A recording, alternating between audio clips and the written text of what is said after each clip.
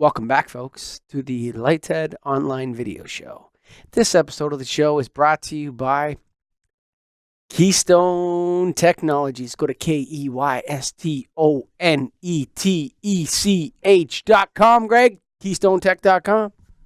Retrofit Kings have a hot new flicker-free LED Type B tube that you should check out. Boom! Make sure you get on there. Flicker free, baby.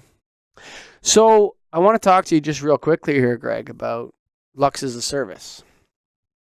Oh, I've heard of that. Yeah, me too. Been a little while. It has been a little while. You know what's been a little while?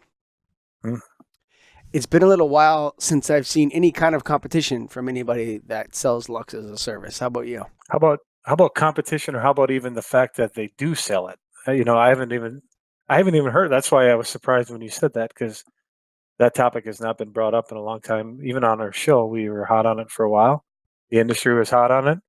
I haven't even seen it written about or talked about at all in probably 6 months. I think that's fair. That's because Lux As A Service is dead, buddy. It's over. Yes. Why? You know what? It's like my offer from 5 or 6 years ago to meter large customers' energy savings and split the difference with them. Everybody smells a rat. They smell paying more. Yeah. Like on the customer side. It's like, no, you don't have to pay. All you got to do is sign here, and you never have to worry about your lighting. Lux As A Service. We've said it before. I like the concept. I like the idea from my standpoint as a lighting distributor, something you can count on as a subscription. Sell that lighting ongoing. That business is coming in. But from the end user standpoint, I'm with you. I think I'd feel that same way if somebody approached me and said, hey, give me $300 a month for the next 30 years, and I'm going to take care of your lights. I'm not going to tell you what I'm going to do. I'm just going to make sure they work. Yeah. Yeah, exactly. And how long is the contract? If the contract is like 50 pages, get out of here, buddy. Like, right. What are you talking about, Lux As A Service, right? You know what? Lux As A Service is for people that think that LEDs don't burn out. They don't, I thought. Since when do they burn out? Oh, we're getting hot, buddy. All the time. They're starting to, they are burning out. More and more. We're getting crap, man. What are we, 5 years into where it really started taking off? So now we're really seeing it. And so, yeah, if you're selling a service, Lux As A Service, and you're guaranteeing performance and all that, I think only it's just someone that didn't know how rated average life worked would ever engage in Lux As A Service. Yeah. It's dead. You're calling it out right here. Done. Okay. I would have to agree at this point. I know I was hoping it wasn't, because but now I have to agree that you brought it up again, and the fact that it's not even talked about anymore. And there hasn't been, I have never seen a successful model. I've heard people say, oh, we're selling it based on this, but I haven't seen it in the field. I've never even had to been requested to quote it. I've never thought about quoting it too. So, because I haven't seen a viable option. So when there's no viable option, what does that mean? Yeah, dude. Bad idea. Bad idea. No, I think the idea is okay. But, the concept is fun, but I just don't think it's realistic in lighting. I don't know that you can do it. The funny thing about realistic, it's like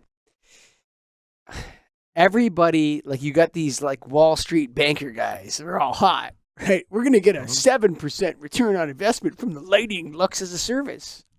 7%, not 4, 12% or 15% on the money. That's what we're going to get. Well, what about the service? Well, no, the LEDs last forever. It's like these guys were late to the LEDs last forever game or something. You're right. Or they just, what it is people that were never really in the lighting industry to begin with. Oh, there's so many of those guys everywhere, dude. Chumps. And I think Lux As A Service is probably the one area where there's the most of them. They came in thinking that they knew how the lighting industry worked and that it could work as this model, and obviously it hasn't. I don't know. You're going to say dead. I'm going to agree with you right now. There's a chance it could come back. Somebody could come up with it, but right now I think it's dead. It's a niche part of the business. Niche. It's a niche part of the business, right? It's like on the outside, there's these people that pay a subscription for their lighting. Most people, they have fixed assets. They have assets fixed to real property, which they maintain. Yeah. You know, it's funny because, you know, in my recent China question article on Lighthead magazine, I got some flack for it. And there were some public posts, and then there was the private emails about the China question and the various situations involved in that. But the reality is like somebody can go over to Shenzhen tomorrow with 150 grand and come back a lighting distributor the next day. 8 weeks later, they have their own brand, they're marketing, and now not only are they marketing, but they're offering Lux as a service, right? Yeah. That's a bit much for me, man. Yeah. Yeah, they're not proving anything. They're just saying they can do it, or they're going to market it as it, but they actually haven't sold it. The Chinese manufacturer says it's going to last. How's that working for you, son? It's not. It's just not at this point. This has been the Lighthead Online Video Show, brought to you by Keystone Technologies. Go to KEYSTONETECH.com, baby. I got to pay Keystone in 30 days. How about you, Greg? That's usually the case, I think. I don't get into paying. My maybe partner 45 does that, or something like that.